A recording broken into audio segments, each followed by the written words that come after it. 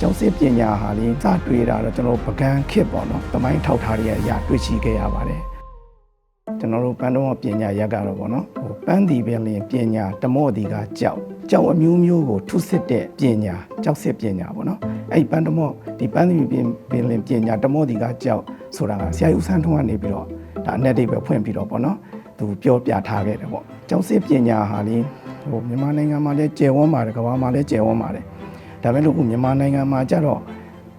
စတွေ့တာတော့ကျွန်တော်ပကံခစ်ပေါ့နော်အဲ့မှာကျတော့ဘာကြောက်ကိုတုံးလဲဆိုတော့သဲကြောက်ကိုတုံးထားတာတွေ့ရတယ်ဗျနောက်ကျွန်တော်တို့ဒီဘက်စကိုင်းပင်ရအင်းဝအမရပူရာကျွန်တော်တို့ဒီရတနာဘုံနေပြီးတော့ပေါ့နော်အဲ့ဘက်ဒီဘက်ပိုင်းမှာကျတော့စကြင်ကြောက်ကိုအသုံးပြုထားတာကိုတွေ့ရှိရပါတယ်စကြင်ကြောက်ကိုအင်းဝခက်မှာလေအများဆုံးစိမ့်လူတော်တွေထုလုပ်ပြီးတော့ကိုယ်ဝယ်တာလည်းတွေ့ရှိရတယ်။နောက်ကျန်တဲ့အယုတ်တွေပေါ့နော်ထုတ်လုပ်ပြီးတော့မှဒီသမိုင်းထောက်ထားရတဲ့အရာတွေ့ရှိခဲ့ရပါတယ်။ဟုတ်ကဲ့ကျွန်တော်ဒီကျောက်စစ်ပညာရက်ကတော့လေတင်ရိုးစတင်တဲ့ခါကျတော့ဒီဖျားဘူမိဖတ်တမုဒ္ဒရာရုပ်ပွားတော်ကိုစတင်ထုတ်လုပ်ပြီးတော့သင်ကြားရတယ်ပေါ့နော်။သင်ကြားတော့ကျွန်တော်တို့ဒီစတင်သင်တဲ့အခါမှာတော့ဒီတရောင်ကို6တဲ့အချိုးနဲ့ဆက်ချင်းလက်မတရောင်ကို6တဲ့အချိုးနဲ့ကျွန်တော်တို့ကချိုးပြီးတော့အချိုးပြီးတော့ခါကျတော့ကျွန်တော်ဒီထိုင်တော်မူရုပ်ပွားတော်ကိုသင်ရိုးစာသင်တာပေါ့နော်သင်တဲ့အခါကျတော့ကျွန်တော်တို့ဒီကျောင်းစစ်ပညာမှာကြောက်တောက်နေဆိုတာကပညာရက်တစ်ခုပေါ့ကြောက်တောက်လိုက်တယ်ကြောက်တောက်နေဆိုတာကဒီကြောက်ကိုအသွားလာမှန်အောင်ရှေ့နောက်ကိုပေါ့နော်အလိုလုံးလို့လွဲကူအောင်ကြောက်ကိုလှည့်ပြီးတော့ပုံတည်တဲ့ပညာရက်ပေါ့နော်ကြောက်တောက်နေနောက်ကြောက်တောက်ပြီးပြီဆိုမှကျွန်တော်တို့လေးပဲရိုက်တယ်လို့ခေါ်တယ်လေးပဲရိုက်တယ်ဆိုတာပခုံးတော်တွေတစ်တယ်ဒီကျွန်တော်တို့ပခုံးတော်တွေဖော်တယ်မလို့နောက်ကျတော့ဘေးတွေကိုလိုတယ်လို့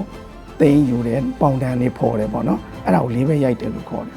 အဲ့လေးပဲရိုက်ရာနေမှာလေးပဲရိုက်ပြီးတဲ့ခါကျတော့မှဟိုခေါင်းလုံးနားပေါင်းဒီလက်ဖောက်ဆိုတဲ့ဥစ္စာကဆရာတူသွားတာပေါ့နော်ဆရာတူသွားအဲ့တော့လက်ဖောက်တဲ့အခါမှာလည်းပညာသားပါတယ်အဲ့တော့ဘာပညာသားပေါ့ဆိုတော့ဒီလက်ကိုချထားတဲ့ဒီမြေကြီးကိုတက်တည်ထူထားတဲ့လက်မှာခါးကိုဖောက်ပြီးလှည့်လိုက်တဲ့အခါမှာခါးလည်းပါမသွားအောင်လက်လည်းဒီလုံးဝလည်းမပြတ်အောင်ပေါ့နော်အဲ့တော့ရှေ့ကကြည့်လိုက်ရင်ခါးပေါက်ကမမြင်ရဘူးအဲ့ဒါမျိုးလေးတွေအဲ့ကြောင့်မလို့သူ့ကိုဆရာတဝန်းနေနဲ့ထားတယ်ကိုယ်တယ်စီးတယ်ဆိုပြီးတော့ဆရာတရားဝင်လာတယ်နောက်ကျတော့မှခေါင်းတော်ကိုမျက်နှာထိုးဆရာဆိုပြီးတော့ဝင်လာတယ်အဲ့တော့ကျွန်တော်တို့က9ပိုင်းနဲ့ပိုင်းပြီးတော့ကျောက်စစ်ပညာကိုသင်ကြားရတယ်ပေါ့နော်နောက်လူငယ်တွေဒီပညာရပ်ကိုသင်ကြားစေခြင်းနဲ့တိုးလဲတိုးတက်စေခြင်းနဲ့နော်အဲ့မြမရဲ့စီကံတွေကိုလည်းလိုက်နာစေခြင်းနဲ့ကျောက်စစ်ပညာကိုပညာရပ်လိုက်ထိမ့်သိမ့်နိုင်လို့ဆိုလူငယ်တွေကိုထိမ့်သိမ့်စေခြင်းပါတယ်လို့အဲ့ဒါလေးတော့ပြောခြင်းပါတယ်ဗျ။ဤစီစဉ်ကိုမြန်မာကောင်းဒုက္ခမှမြန်မာကောင်းဒုက္ခတထေးလောင်းရှာပုံတော်အဖြစ်ဂုဏ်ယူစွာပတ်မိုးကူညီထားပါတယ်။